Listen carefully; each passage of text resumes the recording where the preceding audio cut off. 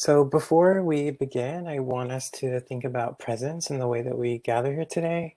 At Memorial University, we're situated on the unceded and unsurrendered territories of the Mi'kmaq, the Beothuk, the Inuit, and the Innu.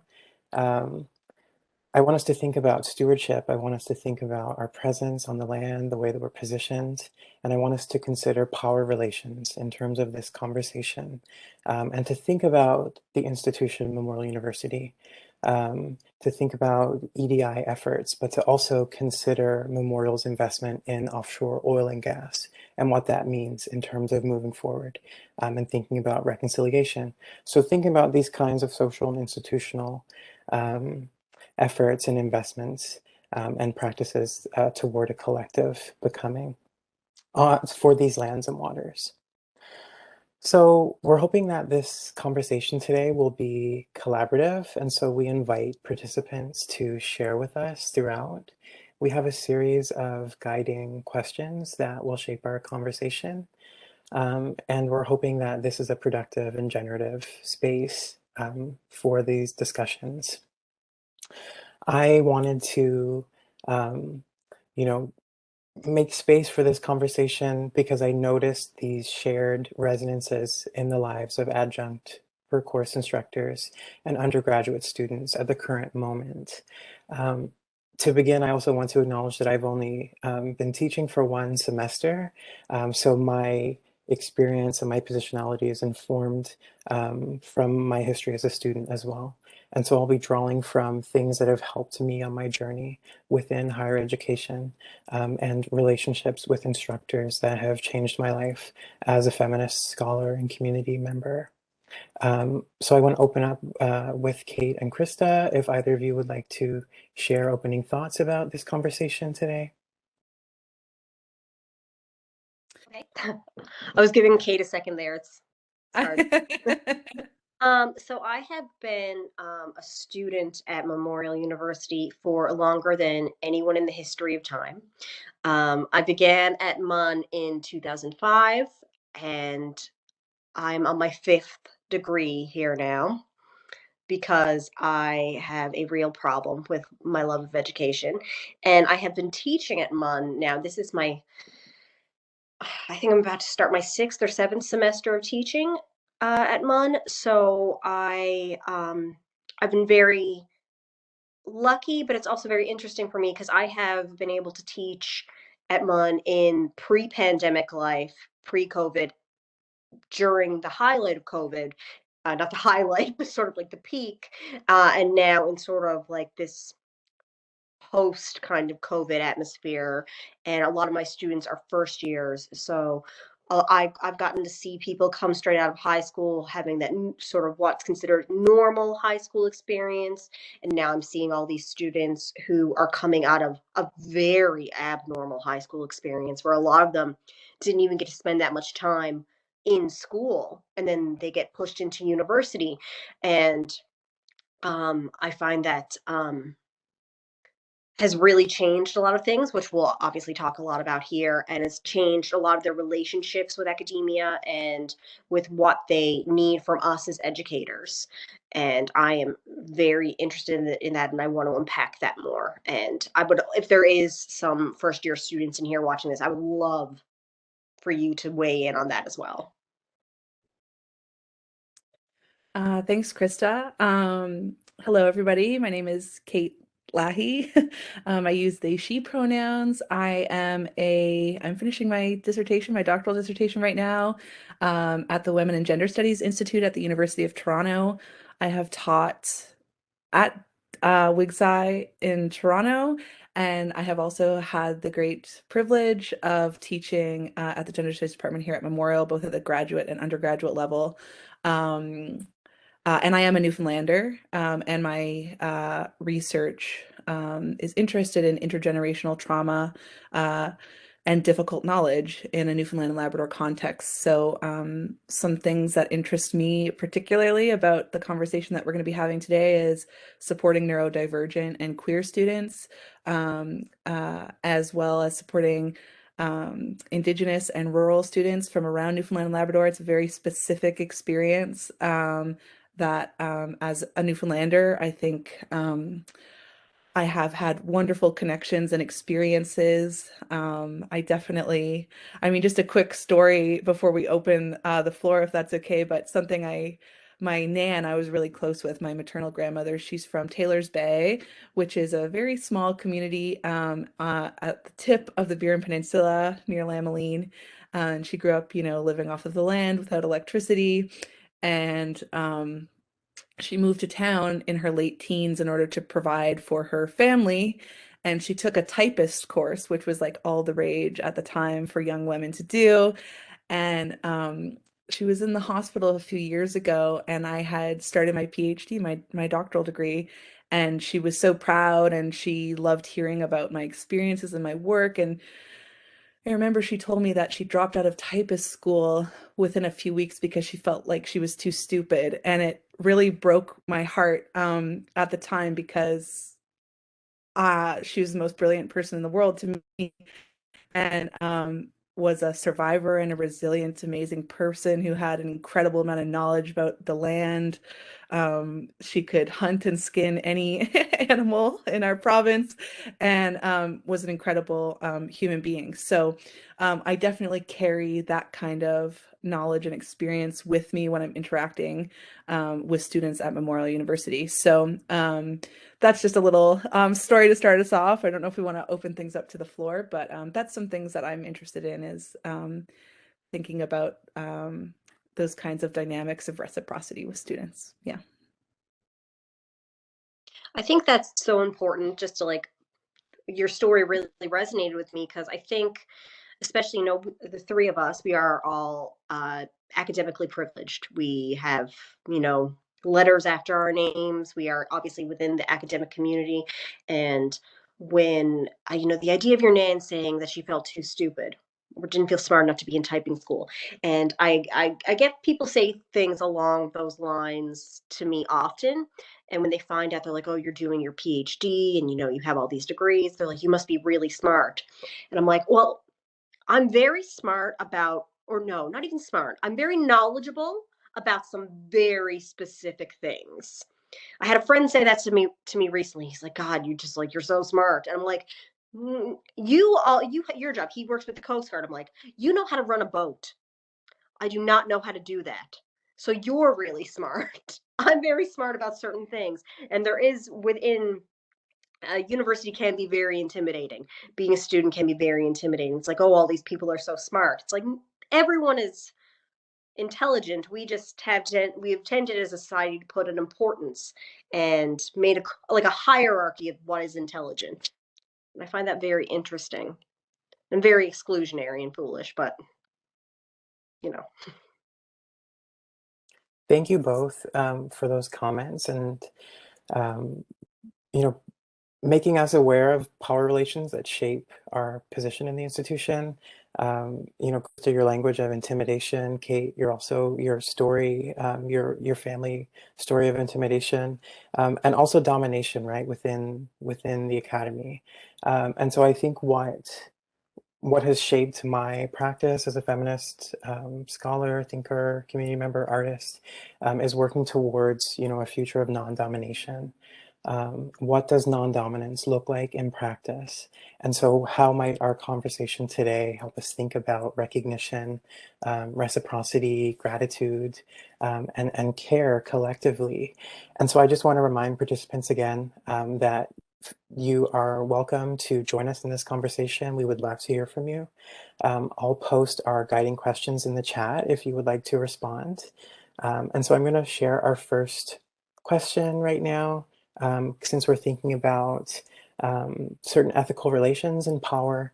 Our first question deals with relationality, accommodation, and ethics of trust that shape the needs and concerns of undergraduate students and adjunct instructors.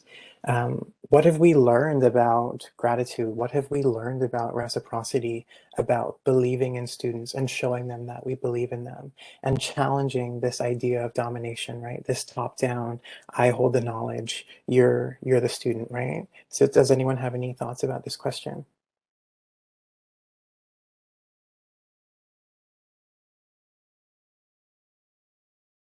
I'd be happy to give an example just to start things off, if folks want to add. But something that was really resonant for me with this question was just the example of extensions.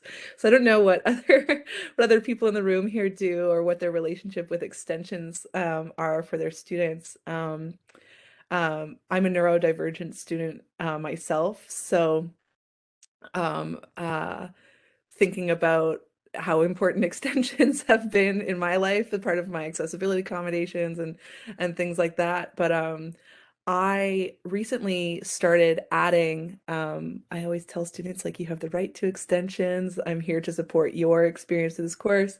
And I recently started adding a template in my syllabus that they can copy and paste into an email and just fill in my name and their name and request the extension, because it's so scary sometimes. But that's just like a very small example of one of the ways that I have thought about building trust and accommodation and relationship, that I'm not asking a favor. The students don't feel like they're asking a favor of somebody in power. I'm here to help facilitate you and learning how to manage your time in order to manage crisis that might be ongoing in your life, et cetera, et cetera. So a build on that question might just be, what techniques are you using in your classroom environments to try and um, um, revolt against those sort of dynamics of fear, as well as ableism. I also have become very lenient with due dates and very pro extension. And I will often introduce at the beginning of my classes as well that, I have to give tentative due dates for things. It's a job requirement. They expect to see it in the syllabus. But I'm also very aware that you guys are human beings. Students are human beings. And so many things can happen in our lives, whether it be based on our physical, emotional, or mental health, and or outside sources or outside conflicts. There can be so many things going on. Um, and I feel like being very strict on due dates, I've heard people, other professors, elder professors in the past say, it's preparing them for the real world, which can be very strict with deadlines. I'm like, okay, but my class isn't that job. My class is a place of learning. And if they're learning, that is my biggest priority. And if giving someone an extra 3 days is going to get better work from them, and it's going to be more calming for them, and it's not going to, keep them up all night sick, then how does that negatively affect my life in any way? And the answer is it does not. It simply doesn't. So when I give my due dates, I'm like, never feel uncomfortable about coming to me and being like, hey, can I have an extra 4 days? Or hey, can I have this extra time? Or can I pass it in then? Because I'm always going to say yes. And don't feel like you need to come to me with some sort of big reason why, even if it's a personal reason that you do not want to discuss with me, because you don't have to, you're not obligated to, that's fine too. I just don't feel like, especially in a thing like the humanities, we need to be very strict about something that can be so damaging to so many people. Um, and I am seeing a rise in this in a lot of professors, and I'm really happy, because I do feel like education should be positive, a positive experience. We are here to learn. These students are paying to learn and grow their knowledge, not to, drain themselves and break themselves mentally because of due dates. Yeah, I agree. Mark, I just was curious. I see your comment there. What department do you teach in, out of curiosity?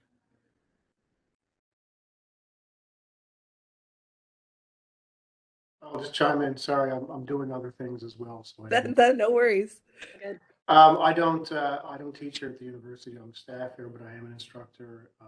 Yeah. Sorry, and where? I just in private industry. I do consulting. Okay, really, really interesting. Um,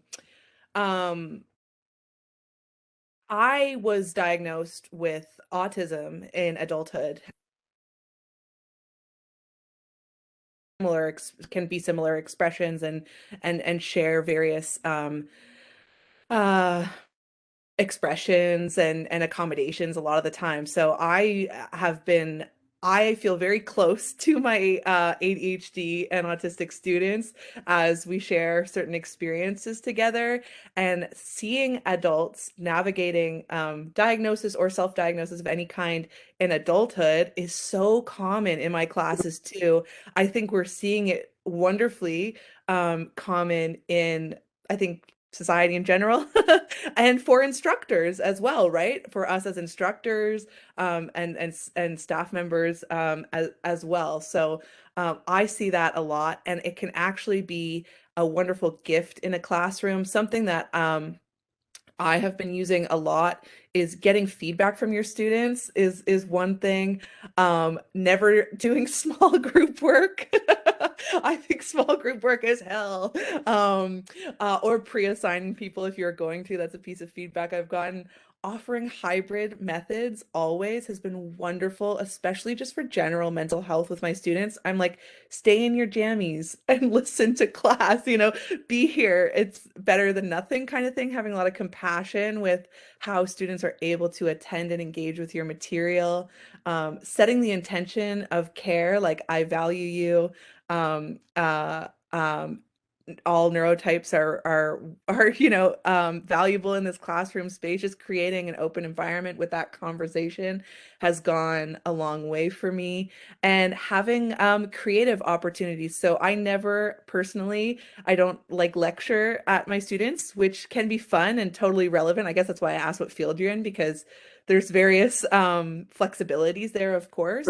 Having visual cues. Sorry, did I hear a voice there? No? Okay.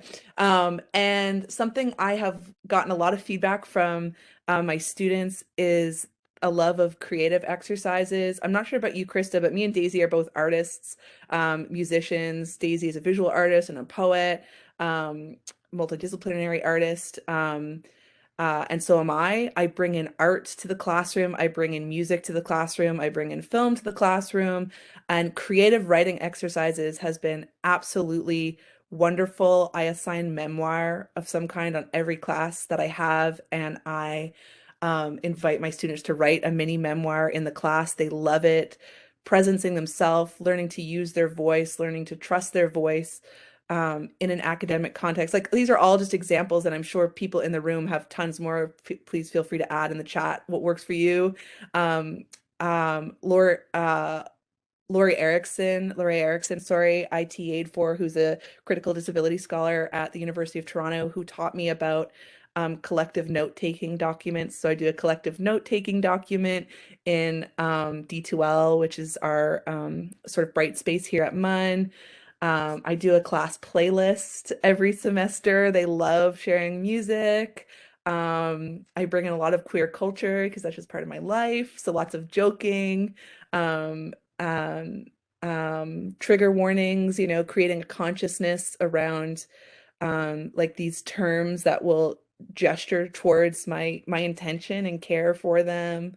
Um, Bringing in scholarship by ADHD and neurodivergent academics, of course, having representation by artists and scholars who share their experiences and have voice and agency in the classroom. So that's a huge, long-winded answer, but that's just like a random list of stuff that came off the top of my head. But that's a beautiful question, Mark. Thank you. Thank you for your response.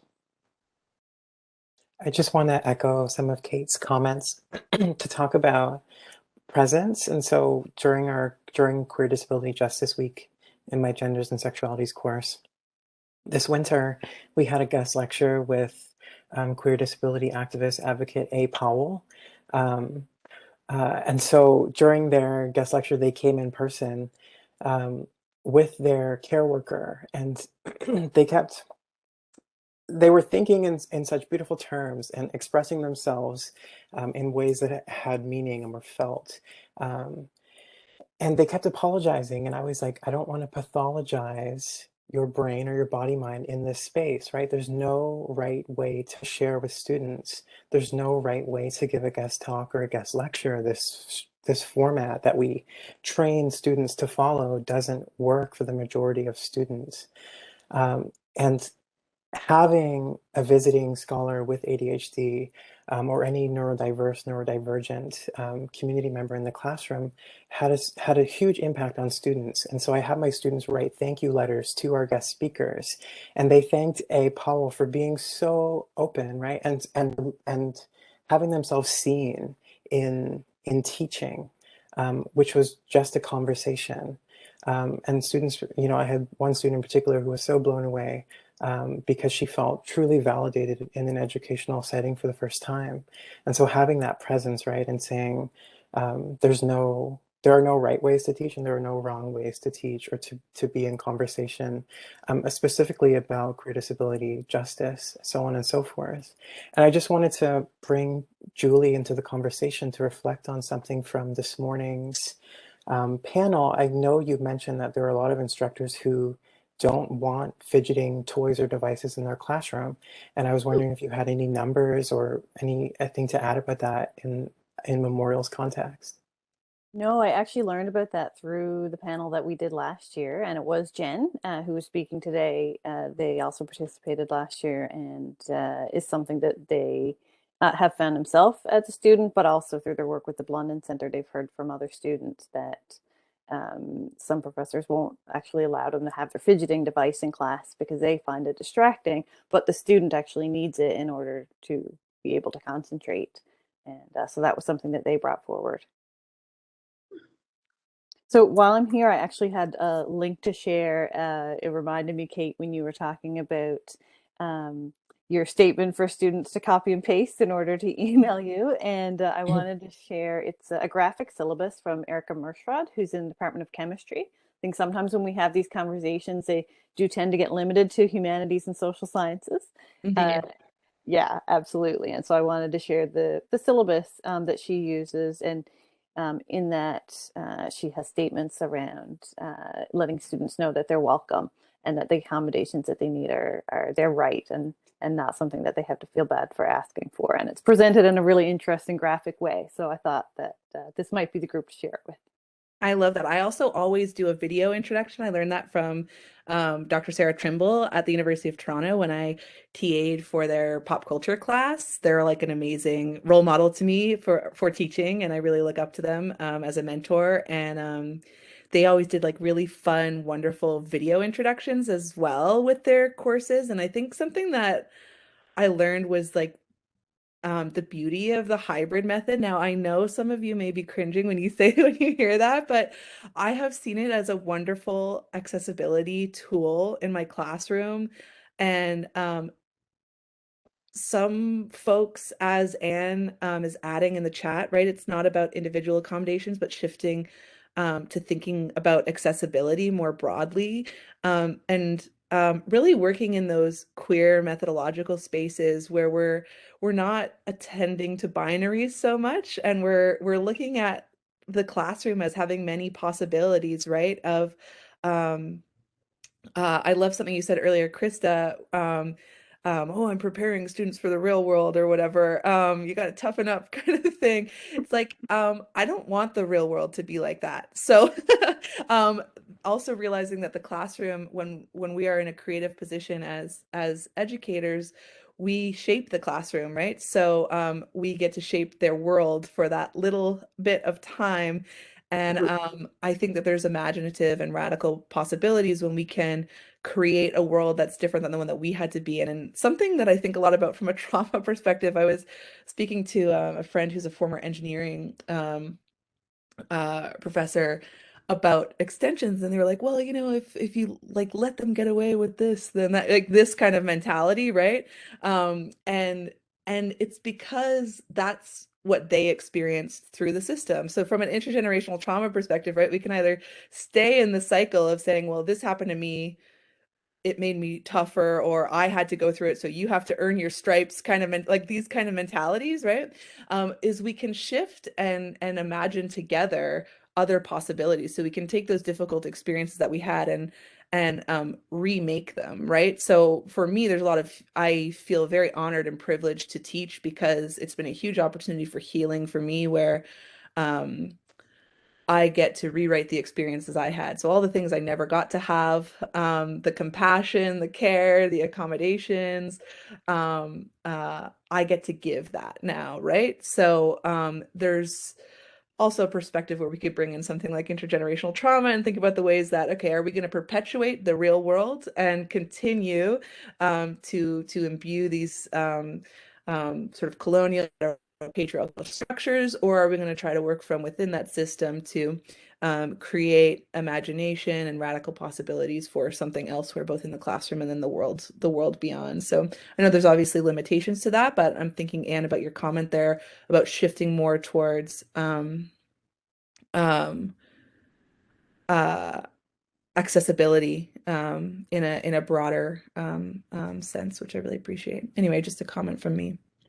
Yeah, I agree. And to build on both what you and Daisy have both just said, I think we are in such a wonderful position, especially in gender studies, because gender studies is a really great area for us to introduce so many different types of people that do exist in the real world. Like, oh, it's not the real world. And we get to contextualize them and introduce them in a very nuanced and respectful way and reframe a lot of narratives about them. And we get to do things like have guest speakers, like Daisy was talking about the advocate she brought into her class. Every semester that I teach first year gender studies, when we do our week on sex work, instead of me just getting up and talking about like the realities of sex work and misconceptions about sex work, I get local sex workers to come into my class and talk to my students and be like, this is my experience. This is who I am this semester. And I always have such wonderful reactions from the students. They are so positive. It's why I continue doing it. If my students didn't respond so well to, I wouldn't do it. But I get these people come in and they talk about their experience with sex work and all of the negatives and the positives, the way they've feel that maybe some of them have actually felt incredibly empowered from it, and they don't like this sort of, Hollywood negative take that so many people present about sex work. They're like, actually, it can be, for a lot of women, it can be like really anti-capitalist, anti-colonialism, anti-misogyny, all these things to take that power and profit from it and survive from it. It's wonderful. So there is so many different things, and we get to take all of these different ideas that are so often presented as negative and sort of reframe them for people. And that is very exciting. We are in a really creative and exciting position to really make a difference. And we should take all those chances.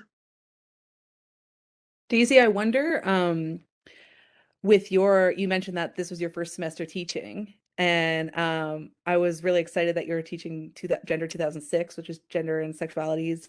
I wonder, you've been educating your community for a very long time before entering academia, and you've been an active scholar for an artist in many ways. I wonder, were there things that like that surprised you going into this experience, or that you weren't expecting at the beginning and then noticed at the end? And then I guess I wonder, for those in the room, if you've been teaching for longer, are there things that continue to surprise you all as educators? But yeah, just a question for you, Daisy. Thank you for that, Kate. And I'll kind of tie in some of Krysta's thoughts as well. Also, as a sex working scholar and like having these conversations and also bringing sex workers into my class this term to think about communities of practice. Um, and so, yeah, I mean, being in community, doing things, I mean, the way we think about theory and then the way we think about community life and the way we think about culture and aesthetics and practice and grassroots work, they don't have to always be separated. And so like in community work, I'm not always talking about theory, but on campus, I might be, more riled up to talk about theory and to speak a certain language that, a small group of people might understand. And then you find ways to translate that language no matter the way you move through the world. I I guess like this semester as well, things change so quickly around us and like crisis. I was thinking earlier, how did we go from like crisis to where we are now, where, okay, all public health measures are gone pretty much. It's like, how does crisis change that quickly? It doesn't. And so how, the kinds of resistance that are required from us. And so I think like this, thinking about precarity in the lives of students and per course instructors in terms of labor, in terms of workload, in terms of expressions of care, but also in the care that we receive from students. Because I don't know, I didn't have the expectation that students would take care of me throughout the semester as well and check in on me and ask me how I was doing and send me gifts and send me wise words and give me these amazing course evaluations and tell me what I meant to them. And I don't know why I had that assumption. Being, coming up in a feminist community, receiving great care from, feminist scholars at Memorial, I felt taken care of by professors in gender studies. And so I guess part of my teaching and pedagogical practice is keeping that legacy alive. Um, but I also, I had to find ways to work around student burnout and grieving and loss in the lives of students throughout the term. Um, Understanding sometimes, I could keep reaching out. I could keep doing weekly check-ins, and I might not get a response for whatever reason. And then I would have students apologize to me, and I'm like, what structure has led you to apologizing all the time? And on what grounds am I owed an apology, right? What can I do for you? How can I support your learning? Do you need me to rework an assignment? Do you want to create another creative option instead of, a presentation? And so it's, again, as we think about accessibility, not necessarily on an individual level, but opening up that space in the classroom for students to know, this is a shared timeline. Um, we make the space together, we make these conversations together.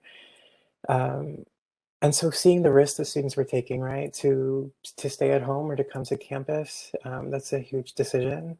I taught in a classroom with, I probably had maximum of 3 students showing up into the in-person classes because those were the only students who felt safe doing so. Students would join us online. We'd still have great times.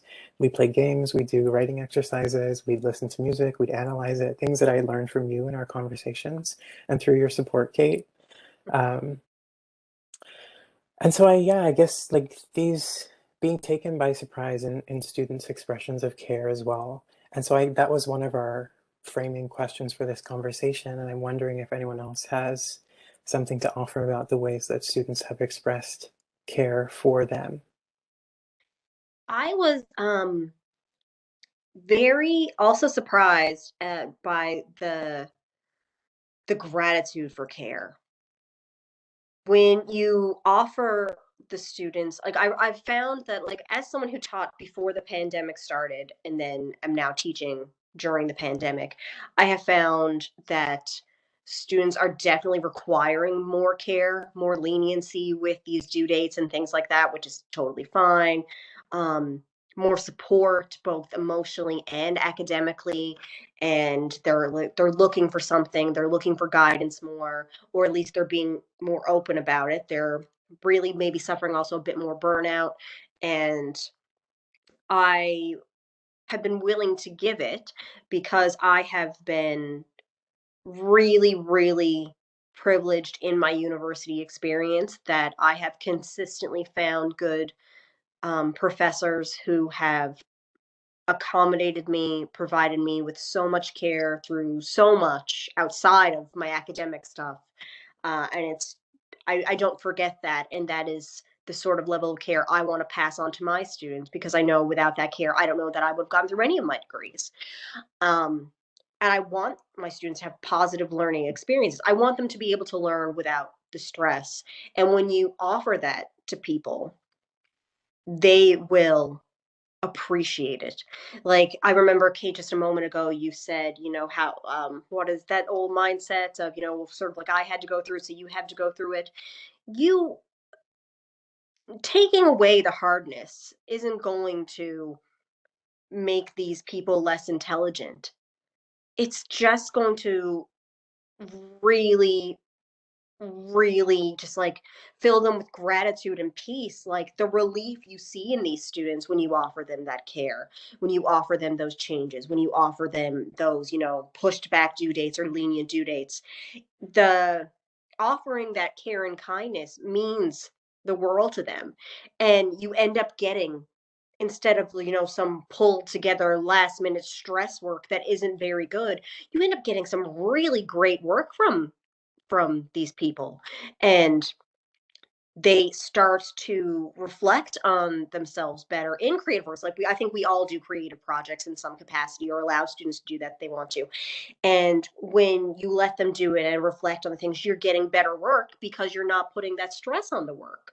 So because you're providing that care and kindness, they're so appreciative. So not only are they benefiting, you as an educator are benefiting, because now you're getting all this fantastic work because the students are having the time and the mental presence to be able to perform.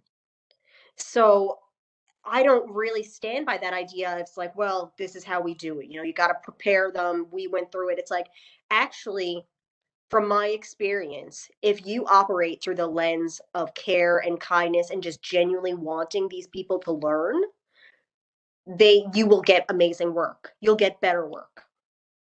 So I don't see the flaw in doing it that way. We have a really great question from Anne in the comment section, thinking about care in the institutional context. And so the question is whether or not an institution can show care. I don't know if it can. And so, you know, we have our communities within an institution, and so that care becomes a mode of resistance. And so, you know, also the language of the adjunct instructor has been really important in this conversation, to think about labor and to think about extraction and to also think about exploitation as well. Yes, Anne has a hand raised. I'm not sure if you want to join through voice or through text. Sorry, just a sec. There we go. Yeah, sorry. I just wanted to sort of expand on that a little bit, because I think that what I'm thinking, I'll try that again. I'm pretty sure the institution can, but what this is all revealed is precisely what you folks are talking about, right? These sort of taken for granted ways that we're supposed to be doing this thing, and how much that has never worked for any number of people, and how much it increasingly doesn't work for an ever larger number of us, including the ones sitting at the faculty end of all of this, right? It's not just for the students. And so I guess I'm just thinking about what's been revealed, right? So people were talking about extensions and so forth, right? What's been revealed is that deadlines are this kind of bogus thing. What's been revealed is that timed exams, right, have always been bogus. Like, what is it we think we're assessing in 3 hours? And I know people have all sorts of explanations for why timed exams might be important, so I'll take away the word bogus for a moment there. But I'm just thinking about, so what's our next step? Do we continue to respond individually, right? And sort of empty ourselves out, right, with caring individually for students? What else can we do to the institutions that we are a part of to demand something from them, some changes that will begin to respond to all of these inequities that we're pointing out? There's no way I could have typed all of that, so thank you. I do think that individually, like, it is based on the professor, the instructor, to sort of provide the level of care they wish to give.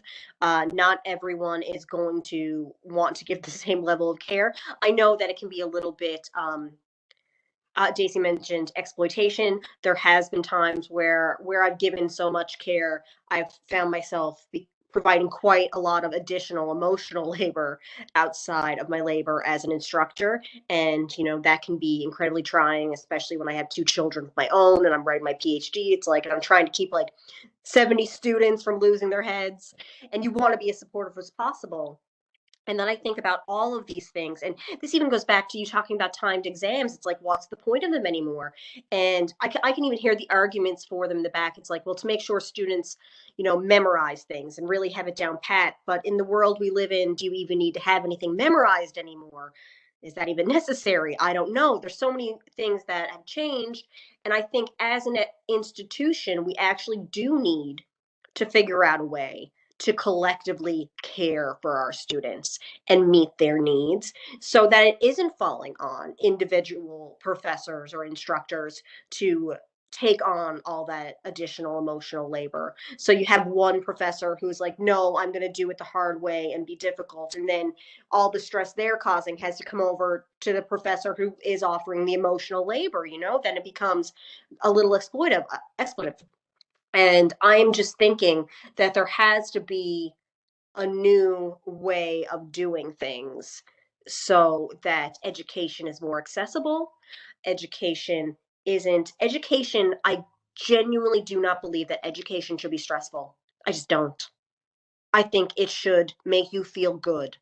You should always walk away from it feeling like you've learned something new, and that should be exciting and fun, right? That should be like delicious. It's like, oh, I've learned something new.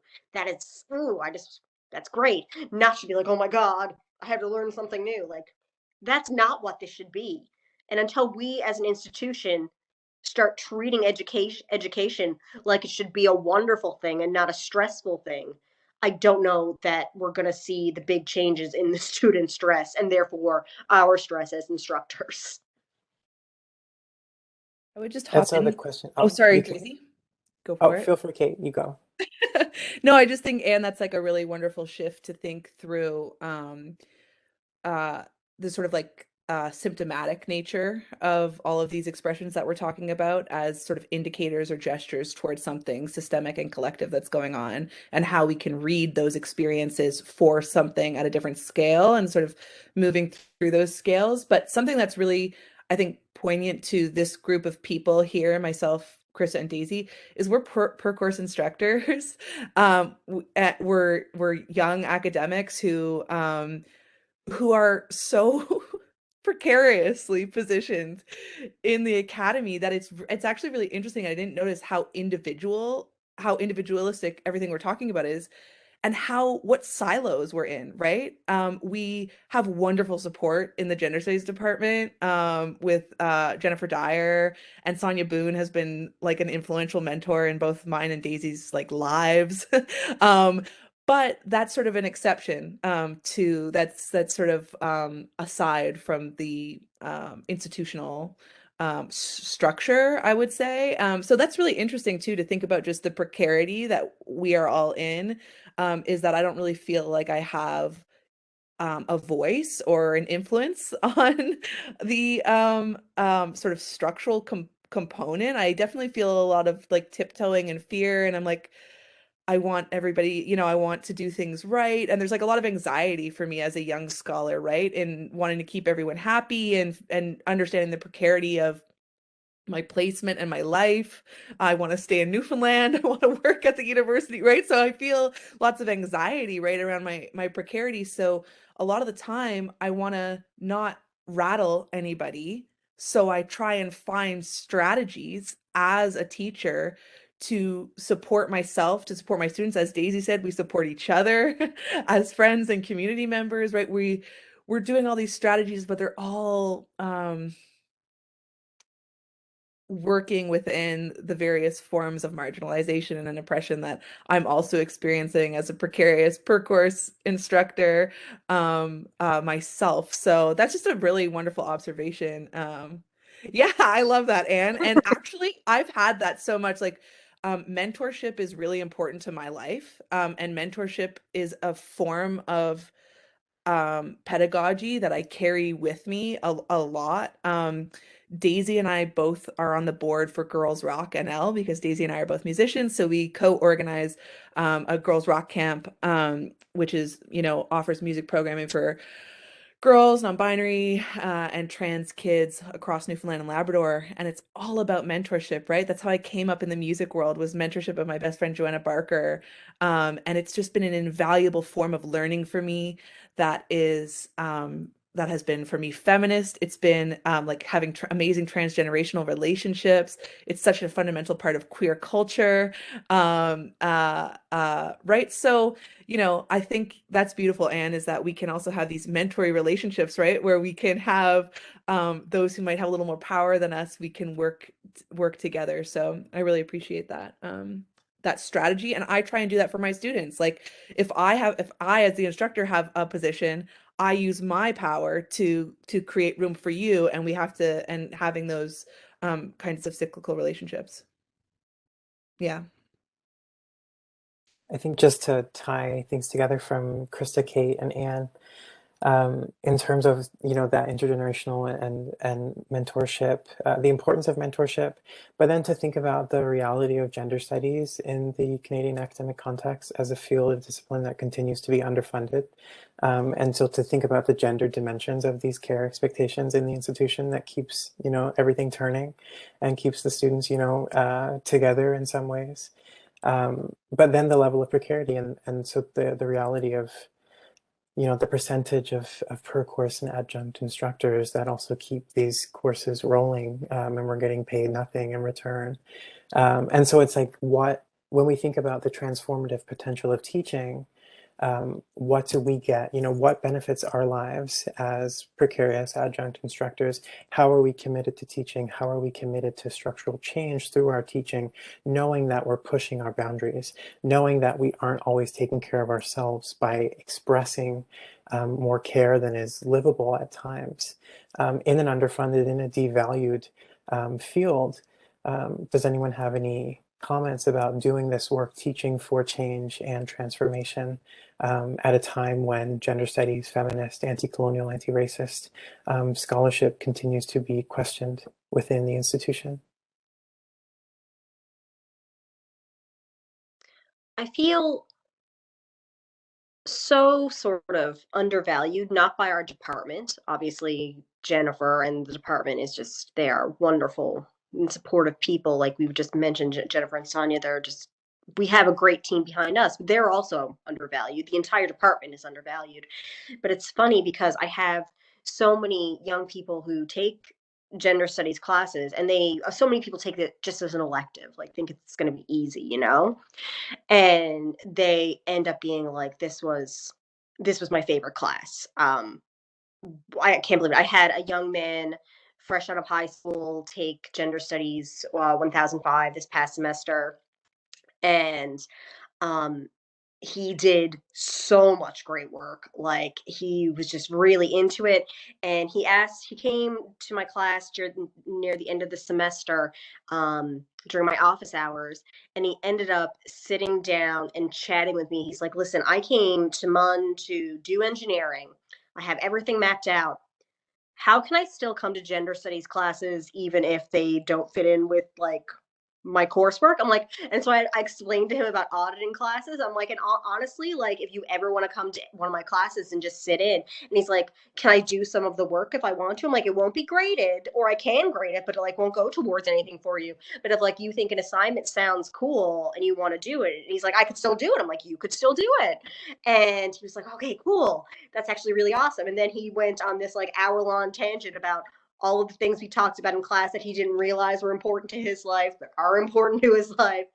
And I really don't think that people seem to understand, like the higher ups seem to understand the difference we are making to people, and how important the sort of things we teach help people. Maybe it's not, helping people build buildings or do surgery or some of the other things that people deem more profitable, but I think that we are helping people understand themselves and each other, which, is a little important, maybe a little, I bet.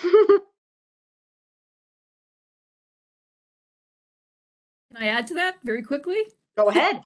I feel like I'm just jumping into your presentation here. I think it's more than, I mean, we are helping them build bridges, right? We are helping them do surgery. I mean, if you're not thinking about race and gender and all of those things at the same time as you're thinking about what is the impact of where you're putting your bridge or where you're putting your building, right? So yeah, It's not just a personal kind of journey here, right? It is like, this is real social analysis here. This stuff's important. Very well put.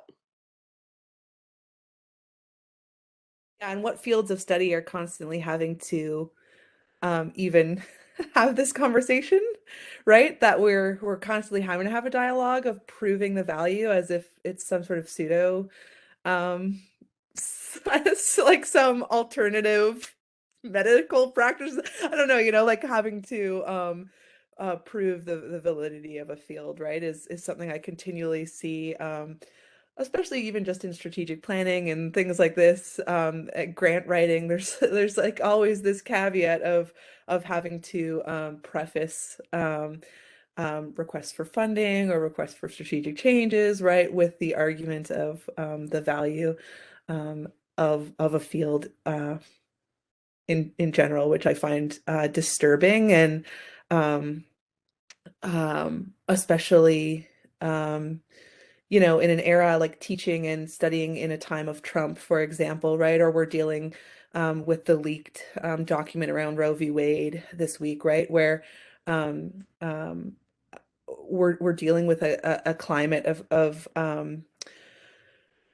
crisis, fear, um, genocide, violence, right? We're in a time of war, et cetera, et cetera. So how, as we used Deborah Britzman's idea of difficult knowledge to think about how do we